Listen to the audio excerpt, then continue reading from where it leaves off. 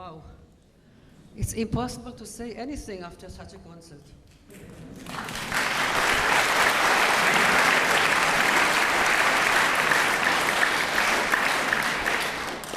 זה בסדר אם אני אדבר רק באנגלית? ופה ושם אני אגיד מילה בעברית לאנשי כל המוזיקה שמאזינים לנו אי שם. Where do you take all this energy?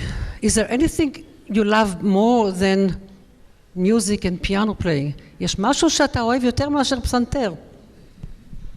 Well, of course, if you speak about, in general, of course, the family is the most important, but of course, music, art, and yeah, it's the areas which inspires me the most. שומעים אותו?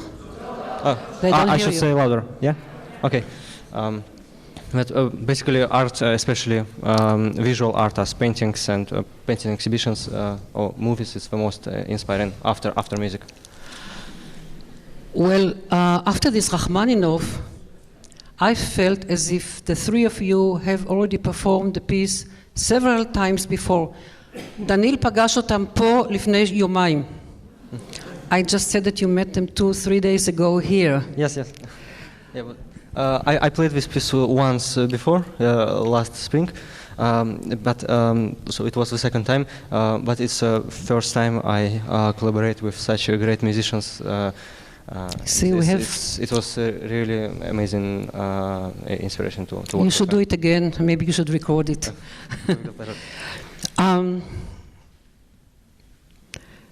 How can you define your playing? I wrote down what I think about your playing, but I want to hear what you think.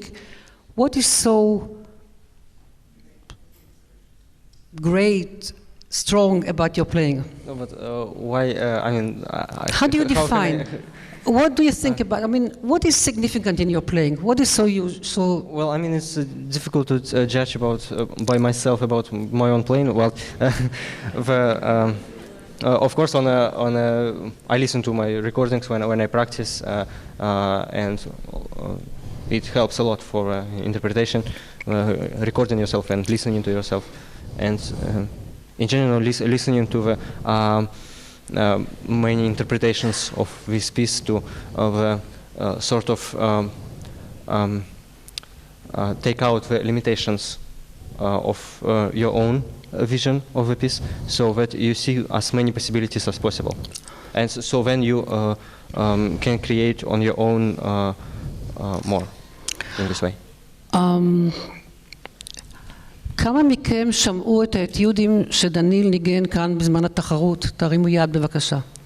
All these people listen to you when you played this etude during the competition.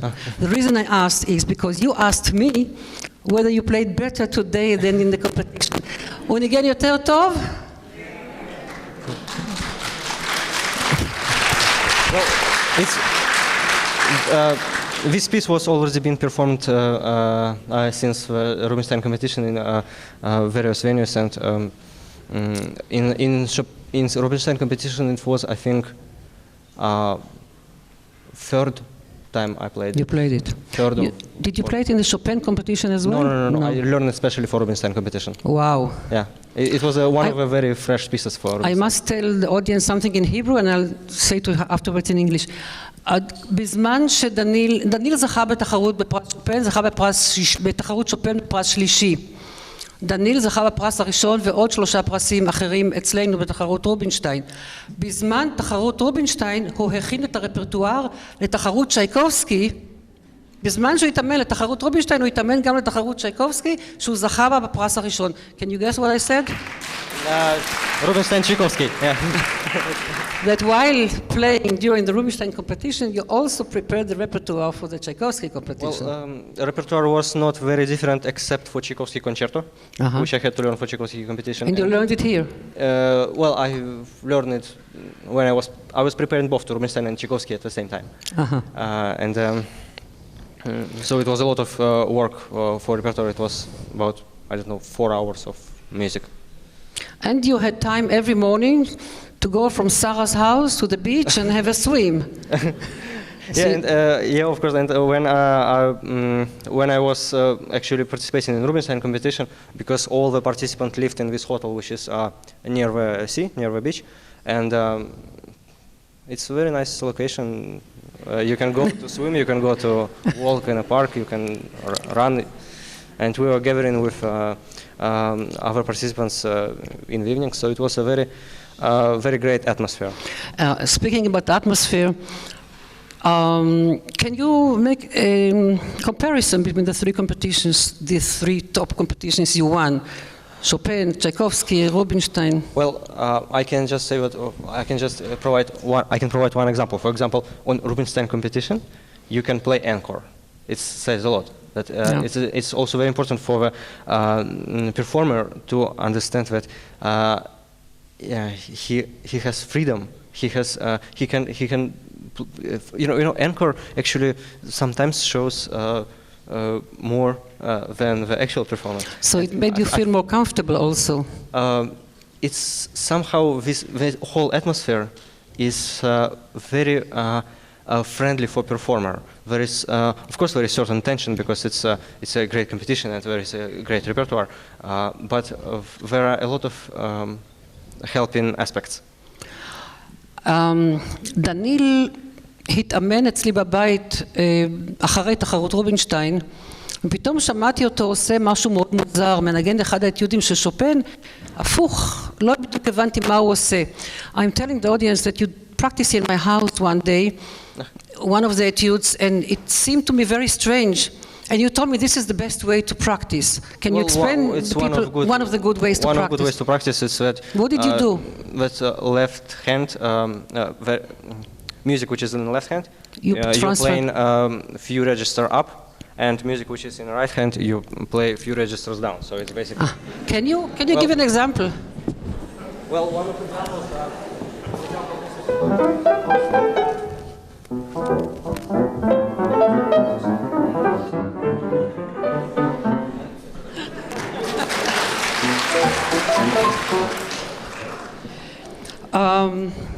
We are short in time because it's a live broadcast.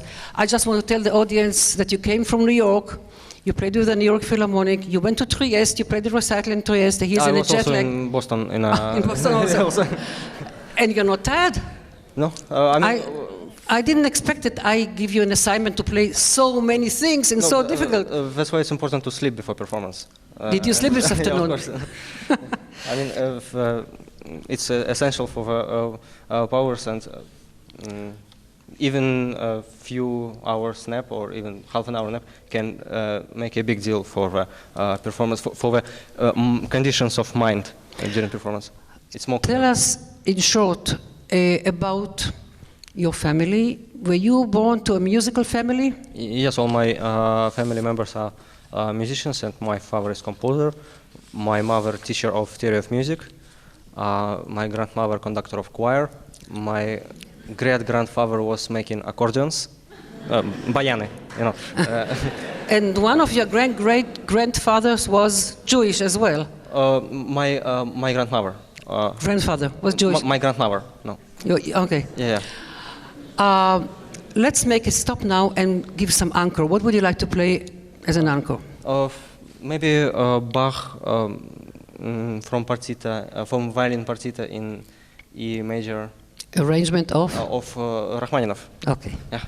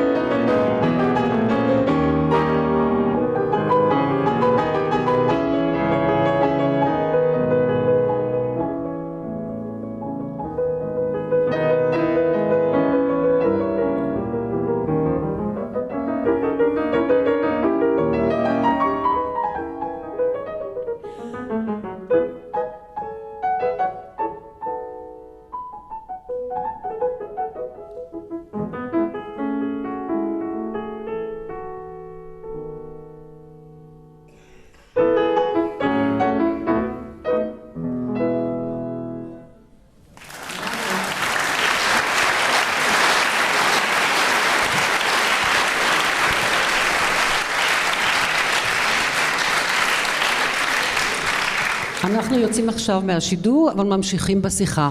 We are not continuing the live broadcast, but we continue with talking to you. Your first visit to Israel was when you were 16, right? Yes, I think I was 16 years old, and where were you? I was in Tel Aviv piano master classes. The Tel Aviv was then in Tel Aviv, was it up north? Where was it then? It was near in Gavotte. It was already in Gavotte. Yeah, it was already in Gavotte. I keep forgetting that you are so young. It was not so long ago when you were 16. And what did you know about Israel then? Well, it was first time for me in Israel, and of course we went in a tour to Jerusalem, to the Dead Sea. Who is we? The participants of the master classes were taken. France, yeah. It was a group of people, and we went to Jerusalem to all the historical district. A few years later, I took you. You had a concert in the YMCA in Jerusalem, and you wanted to visit. Yeah, it was second time for me. Second time for you in Jerusalem, and אני לקחתי אותו גם לקבר ישו, ששם הוא התפלל מאוד באדיקות, ושם הוא ביקש ממני לבוא לכותל, to the Wailing Wall. He also asked to come, וגם ב-Wailing Wall, בכותל, הוא התפלל. זה היה מאוד מעניין לראות אותנו. You were praying both places, in both places. You're an only child. Yes, I'm an only child. But you never traveled with your parents. Well, since age of 13, basically, yes. I don't travel with my parents. Don't they want to accompany you? I mean, of course, they always we're happy when we can meet concerts in Russia, for example, in St. Petersburg, or in my hometown, of course, in Moscow, where my parents live. When I play concerts in Russia, then of course I meet my parents. I think this microphone was. Okay. Yes. So when I play in Russia, then I meet my parents. But they haven't traveled yet to my concerts abroad. I'll tell you a secret. I was in Moscow when you won the Tchaikovsky competition, and I saw your father. He was backstage, very shy, very quiet. And I asked you, where is your mother? And you said, she's at home praying. Well, my mother, she's very nervous when I'm playing, and especially in competition, so she was listening at home to the broadcast.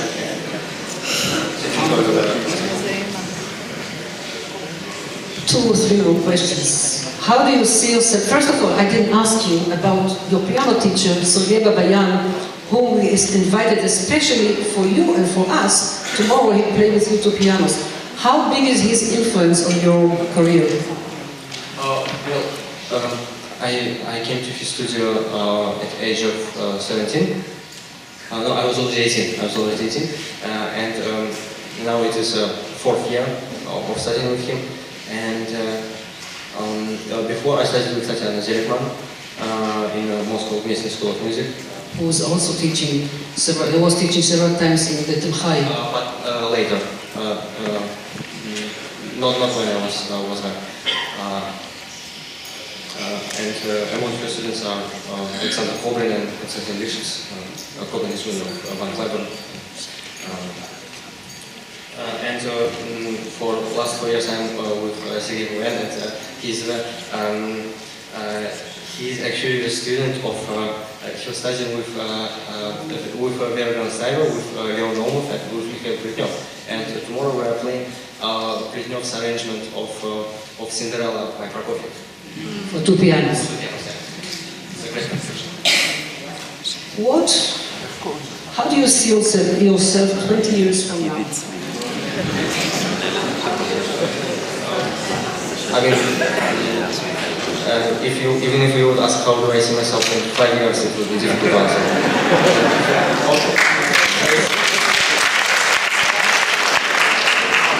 I wish I would have a bit more time for composition, and now I'm thinking back again. I again have lessons in Cleveland, like professionally with a composition teacher. Conducting as well? No, for conducting I need to be always present because it's a course. hopefully in future, yeah, conducting and but first of all composition. Who is the model of a pianist for you? The model of a pianist. I mean, who do you admire about former pianists? Well, since teenage, I was fed by recordings of the great masters of the past, like Friedman, Hoffman, Horowitz, Rubinstein, Rachmaninov, Stravinsky, of course, and Alfred Cortot. Well, he knows everybody.